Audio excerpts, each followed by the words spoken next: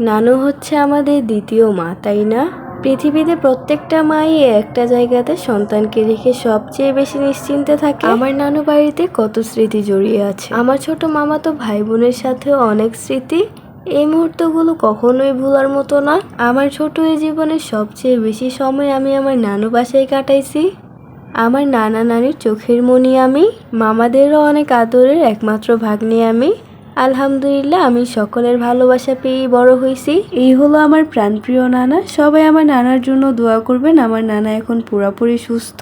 এখন পড়ালেখা নিয়ে অনেক ব্যস্ত সময় পার করছি, তাই আর আগের মতো করে কারো বাসায় যাওয়া হয় না। এখন যে যার মতো সংসার জীবনে ব্যস্ত, তারপরেও সময় সুযোগ পেলেই নানু বাসায় চলে আসি। আজ শুক্রবার, নানু বাসায় দাওয়াত ছিল। শুক্রবারটা সবসময় স্পেশাল থাকে। আমার শরীর ভালো ছিল না, নানু বাসায় এসেই শরবতটা খেয়েই সেই একটা ঘুম দিলাম। উঠে দেখি রান্না বাড়া চলতেছে, মিমি সব রান্না করছে।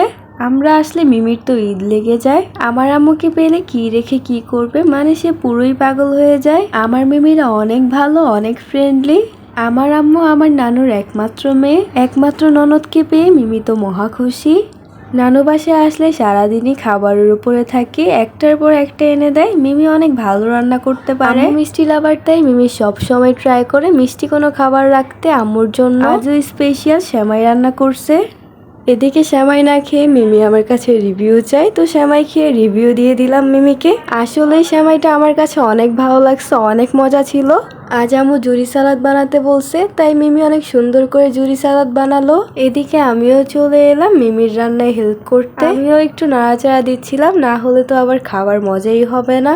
রান্না শেষ, এখন খাওয়া দাওয়া করবো সবাই। আমি সাথে সবকিছুতেই হেল্প করছিলাম। তো আজকে দুপুরের খাবারের আইটেমে ছিল, মুরগির রোস্ট, পোলাও, গরুর গোস্ত, ঝাল মুরগির গোস্ত, সাথে ছিল ঝুরি সালাদ। তো এই তো খেতে বসে পড়লাম। আর আমি আজকে একটু অসুস্থ ছিলাম, তাই আন্টি আমাকে খাওয়াই দিতেছিল। আর এদিকে দেখেন আরিহা বেবি কিভাবে খাচ্ছে।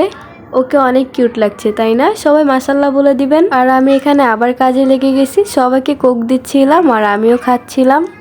তারপর সবার জন্য মিষ্টি রেডি করছিলাম। এখানকার সবাই মিষ্টি লাভার, শুধু আমি বাদে। আমি মিষ্টি একদমই লাইক করি না।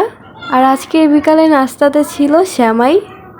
তারপরে সবার অনুরোধে আমি আমার হাতের স্পেশাল চা বানালাম। আজকের দিনটা অনেক ভালো কাটছে। তো ভিডিওটা আর বেশি বড় করব না, আজকের ভিডিও এই পর্যন্তই। দেখা হবে নেক্সট কোনো ভিডিওতে ইনশাল্লাহ। ততক্ষণ পর্যন্ত আপনারা সবাই সুস্থ থাকবেন, ভালো থাকবেন। আল্লাহ হাফেজ।